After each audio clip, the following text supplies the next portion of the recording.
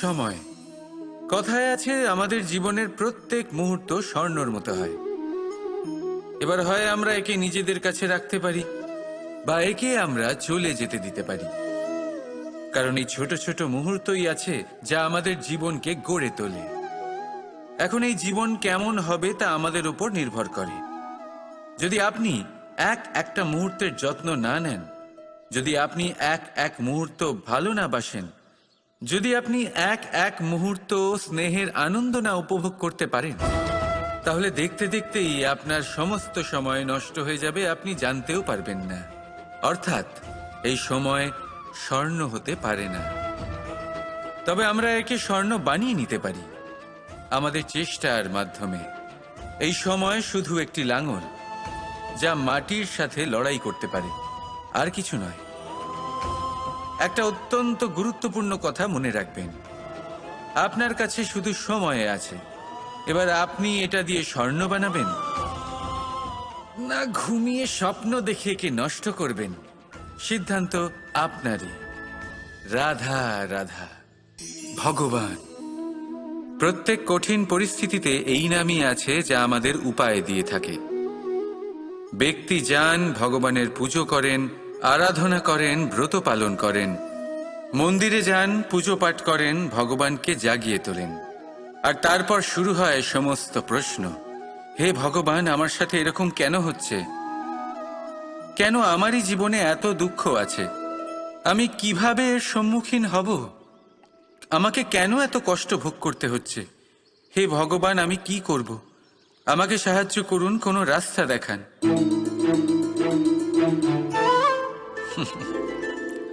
চলুন আমি আপনাকে একটা প্রশ্ন করি। মন্দিরে যাওয়ার চেষ্টা করার আগে আপনি কি জীবনে ততটা চেষ্টা করেছেন যতটা সেই সমস্যাকে দূর করার জন্য দরকার ছিল? দ্বিতীয় প্রশ্ন, ভগবানকে জাগানোর পূর্বে আপনি কি নিজেকে জাগিয়ে তুলেছেন? আপনি কি আলস্য ত্যাগ করেছেন? তৃতীয় প্রশ্ন, ভগবানকে জিজ্ঞাসা করার আগে আপনি কি নিজেকে জিজ্ঞাসা করেছেন যে আমি কেন এত অসফল হচ্ছি? যদি না করে থাকেন তাহলে সবার আগে এটা করুন। আপনি সমস্ত প্রশ্নের উত্তর পাবেন, সমস্ত বিপদের পরিত্রাণ পাবেন। অন্য কোথাও নয়, নিজের ভেতরে তাকিয়ে দেখুন। চেষ্টা করুন নিজেকে জাগিয়ে তোলার। আপনি সফল অবশ্যই হবেন, কারণ এই পরমাত্মা, ওই পরমেশ্বর, ওই পরব্রহ্ম আপনার মধ্যেই তো আছে। রাধা রাধা।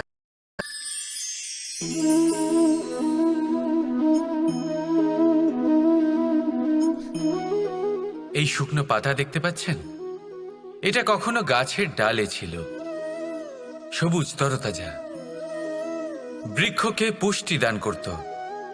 কিন্তু যেই এটা শুকিয়ে গেল, যেই ও পুষ্টি সরবরাহ করা বন্ধ করে দিল, ওকে ফেলে দেওয়া হলো। এবার আপনি বলবেন এটাই তো হলো সত্যি, এটাই তো হলো সংসারের তিক্ত সত্যি। এই সংসার ততক্ষণ পর্যন্তই আপনাকে নিজের সাথে রাখবে যতক্ষণ আপনি নিজেকে উপযুক্ত বানিয়ে রাখতে পারবেন।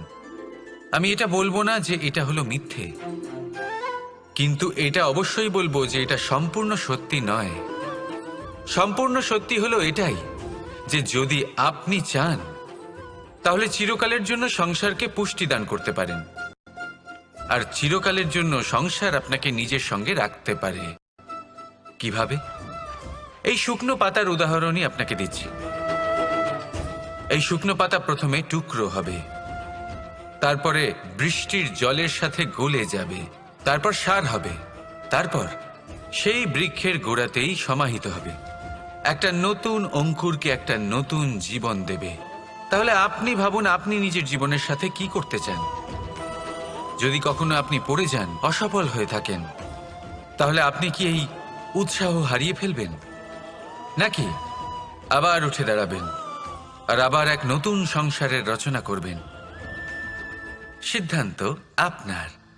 রাধা রাধা। এই পাথর দেখছেন আপনি? নদীর তলদেশে পাওয়া যায়। প্রয়াস করতে থাকে যাতে নদীর জল প্রবাহকে আটকাতে পারে। আটকাতে কি পারে?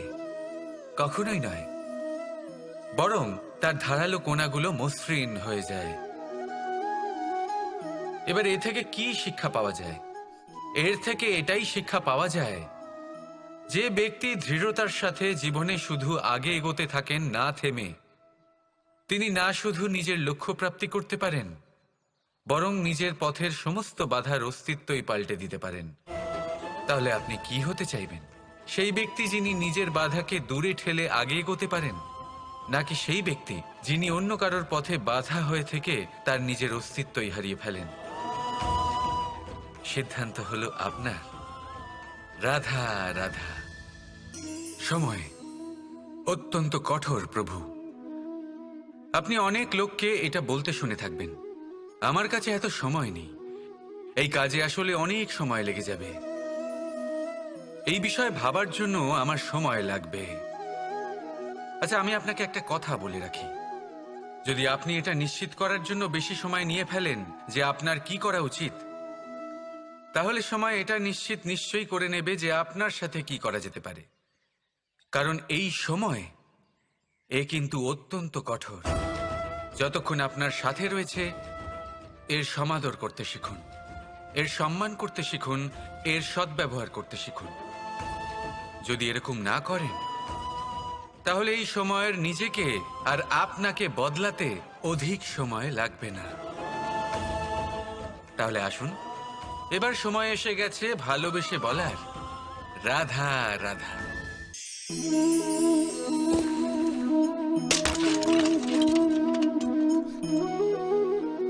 এ কি হলো? আমি আঘাত পেতেই এটা হাত থেকে পড়ে গেল কেন, ভেঙে গেল কেন? এবার আপনি বলবেন এরকমই তো হয়ে থাকে এই জীবনে, এই সংসারে। আঘাত লাগার পরে আমাদের হাতে যা থাকে তা পড়ে যায়, যা তৈরি হয় তা ভেঙেও যায়। কিন্তু এটা কি সত্যি?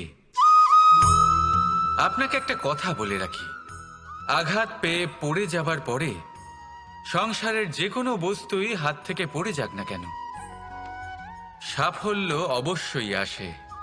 যতই খারাপভাবে আপনি পড়ে যান, আপনি আঘাত পান, ভবিষ্যৎ অবশ্যই ভালো হবে। কারণ এই আঘাত, অসফলতা, এই অসুবিধা, এগুলো আমাদের এমনভাবে পরিশুদ্ধ করে যেমন আগুন সোনাকে করে থাকে। সেই জন্য জীবনে শুধু সামনে এগোতে থাকুন, দৃঢ়তার সাথে এগোতে থাকুন, আর কখনো আঘাত পেয়ে পড়ে যেতে ভয় পাবেন না।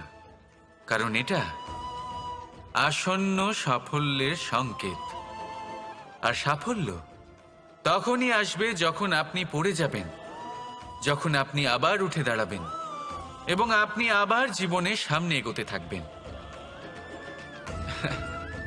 রাধা রাধা। প্রেম, ঘৃণা, এই দুই হলো একই শব্দ। কিভাবে? দেখুন না, দুটোতেই আড়াই অক্ষর রয়েছে। দুটোই হলো সেই অনুভূতি যা আমাদের মনের সাথে জড়িত, আর এই দুই অনুভূতির সাথেই জড়িত মানুষ আমাদের জন্য গুরুত্বপূর্ণ।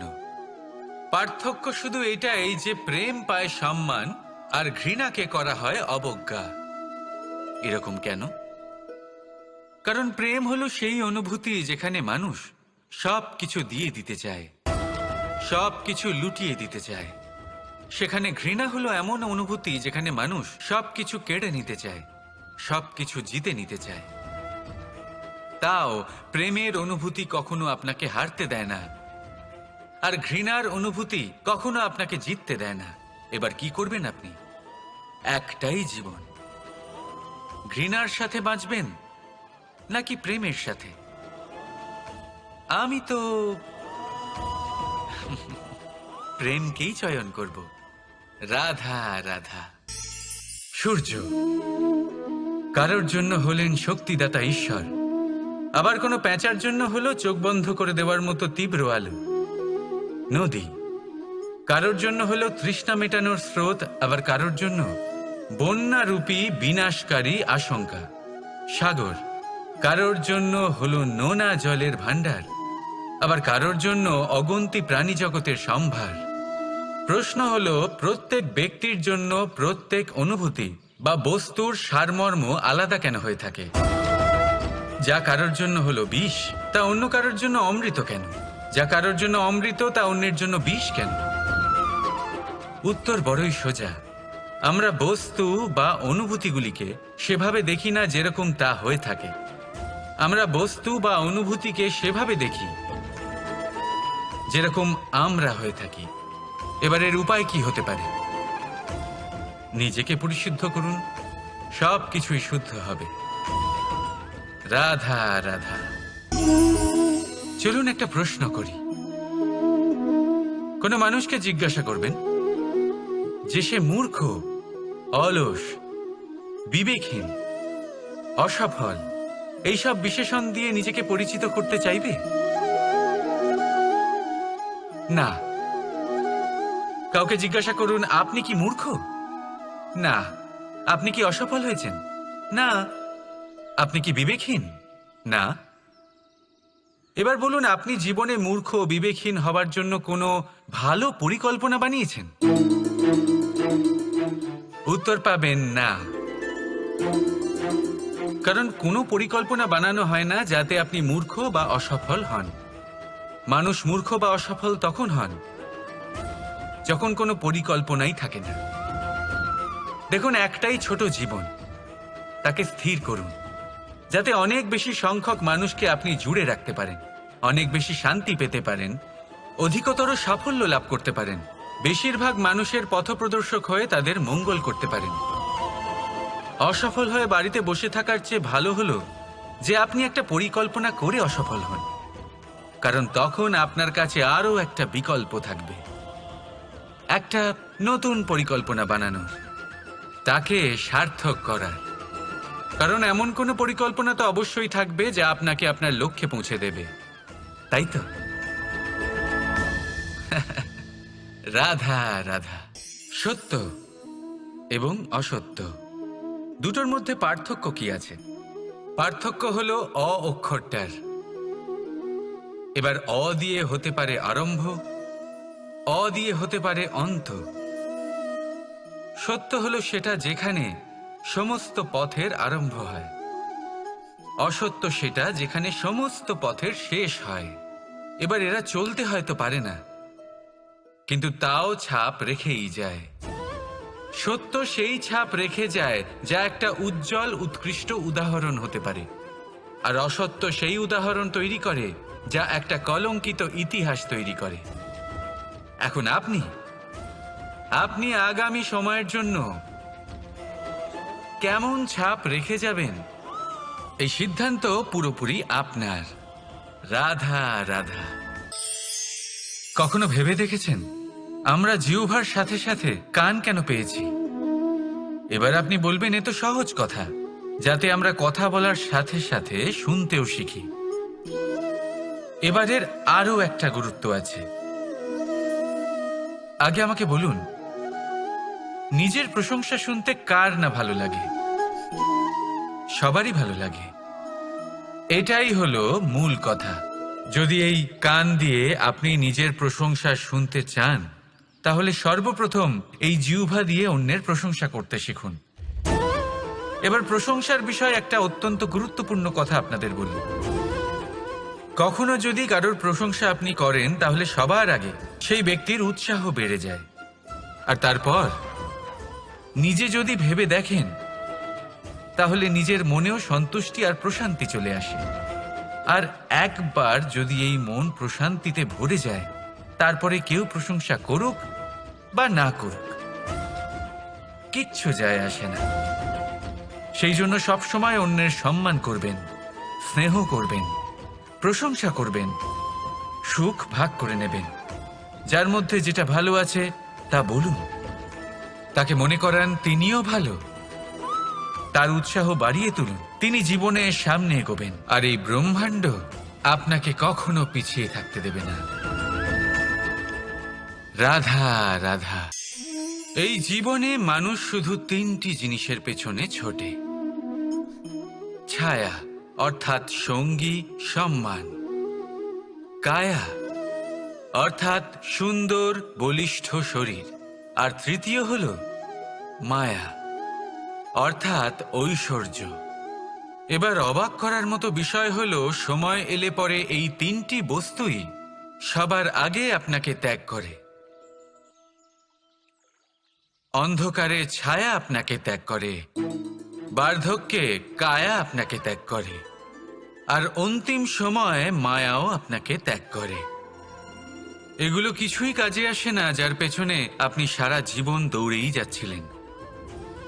যদি কিছু কাজে লাগে, তা হলো আপনার প্রেমপূর্ণ ব্যবহার যা আপনি সংসারকে দিয়েছেন। এ হলো সেই প্রেম যা অন্ধকারে প্রদীপ হয়ে আপনাকে আলো দেবে। এ হলো সেই প্রেম যা বার্ধক্যে হাত রূপে আপনাকে শক্তি দেবে, সহায়তা করবে। আর যখন আপনার কাছে অর্থ থাকবে না, তখন এই প্রেমই আপনাকে সামর্থ্য যোগাবে। জীবনে যদি কিছু উপার্জন করতে চান, তাহলে শুধু প্রেম উপার্জন করুন। যদি আপনিও আমার মতো দূরের কথা ভাবতে চান, তাহলে শুধুমাত্র প্রেম উপার্জন করুন। আর এখন এই প্রেম ভাব নিয়েই বলুন, রাধা রাধা। সংসারে নিয়তি অনেক কিছু নির্ধারণ করে, যেমন প্রত্যেকটি জিনিসের সীমারেখা। শরীরের মধ্যে থাকা জল, তার মাত্রাও এই নিয়তি নির্ধারিত করে রেখেছে। কি করে? দেখুন, যদি সঠিক সময়ে আপনি পরিশ্রম করে নিজের ঘাম না ঝরান, তাহলে কিছু সময় পরে আপনার চোখের জল অবশ্যই ঝরবে। কারণ সবকিছু যদি ভাগ্যের জোরে পেয়ে যাওয়া যায়, তাকে কর্মের দ্বারা সামলে রাখতে হয়। যদি পরিশ্রম করতে থাকেন, তাহলে যা পেয়েছেন তা সামলে রাখতে পারবেন, আর যা যা আপনি পেতে চান তা অবশ্যই পাবেন। কিন্তু যদি পরিশ্রমের থেকে দূরে থাকেন, তাহলে যা পেয়েছেন তা তো হারিয়ে ফেলবেনই, আর যা পেতে চান তার তো কোনো প্রশ্নই ওঠে না। আর বয়ে যাবে শুধুমাত্র অশ্রু। এবার সিদ্ধান্ত আপনার। কি ঝরাতে চাইবেন আপনি? ঘাম নাকি অশ্রু? রাধা রাধা। আপনি কখনো কোনো ঝর্ণার ধারে বসে থাকুন আর সেই ধ্বনি শুনতে থাকুন। আহা হা হা, সেই ধ্বনি মনকে শান্ত করে দেয়, আমাদের মধ্যে এক আনন্দের সঞ্চার করে। একেই আমি বলি নৈসর্গিক সঙ্গীত। কখনো ভেবে দেখেছেন এই সঙ্গীত উৎপন্ন করার জন্য জলকে কত পরিশ্রম করতে হয়, কি না করতে হয়? ভেবে দেখুন, সেই জল কোথা কোথা থেকে পড়েছে, কত কত পাথরের সাথে ধাক্কা খেয়েছে, কত তীক্ষ্ণ পাথরের সাথে সম্মুখীন হয়েছে, তাকে কিভাবে পার করেছে, নিজের শরীরের সাথে লেগে থাকা সেই পাথরের সাথে কিভাবে সংঘর্ষ করেছে, কিভাবে সামনে এগিয়েছে। ভাবুন, এই সব কিছু হওয়ার পরেই সেই সঙ্গীত উৎপন্ন হয়েছে। এই ঝর্ণার এই মধুর সঙ্গীত কখনো আপনার কান পর্যন্ত পৌঁছতই না, যদি সেই জলের বিরোধিতা করার জন্য সেই পাথর না থাকত। এর সারমর্ম কি হতে পারে? সারমর্ম হলো একটাই, এই সব বাধার সম্মুখীন হন, এদের থেকে দূরে পালাবেন না। কারণ এই বাধা হলো নৈসর্গিক। সবার জীবনে এই বাধা রয়েছে, তার সম্মুখীন হন, জীবনের সামনে এগোন। আর আপনিও নিজের ভেতর থেকে সৃষ্টি করুন এই নৈসর্গিক সঙ্গীত, আর এই সংসারে ছড়িয়ে দিন শান্তি আর প্রসন্নতা। রাধা রাধা। কখনো প্রদীপ জ্বালাতে গিয়ে আপনার হাত পুড়ে গেছে? একবার মনে করে দেখুন সেই অনুভূতি। এক্ষুনি মনের মধ্যে যন্ত্রণার এক অনুভূতি বয়ে যাবে। কখনো হাঁটতে হাঁটতে পায়ে কাঁটা ফুটে গেছে? মনে করুন, এক্ষুনি মনের মধ্যে যন্ত্রণার এক অনুভূতি বয়ে যাবে। এরকম কেন হয়ে থাকে? কষ্ট তো শুধু তখন হয়েছিল, কিন্তু যদি আজ মনে করেন, তাহলে সেই যন্ত্রণা আপনার মনে মাথায় থেকেই যায়। এরকম কেন হয়ে থাকে যে জীবনে যখনই আমরা যন্ত্রণার অনুভব করি, তারপর আমরা সেই যন্ত্রণা নিজের সাথে বহন করে নিয়ে চলি? কারণ হলো একটাই, চিন্তা। কোনো যন্ত্রণাই এতটা কষ্ট আমাদের দেয় না যতটা কষ্ট এই চিন্তা দেয়। তাহলে এই চিন্তা ত্যাগ করুন আর ভাবুন যে কিভাবে নিজেকে সব সময় আনন্দে রাখা যায়। আর অতীতকাল এবং ভবিষ্যতের চিন্তা ছেড়ে দিন, এই বিষয়ে ভাবাই ছেড়ে দিন। শুধুমাত্র এটা ভেবে নিন যে আজ আমায় নিজেকে আনন্দে রাখতে হবে, যে করেই হোক। এটা করা শুরু করে দিন। তারপর আপনি দেখবেন আপনার কাল, পরশু, পরের সপ্তাহ, সমস্ত মাস, সমস্ত বছর, পরের বছর, সম্পূর্ণ জীবন আপনি শুধুমাত্র প্রসন্নতাই পাবেন। এবার আসুন এই প্রসন্নতার সাথেই বলুন, রাধা রাধা।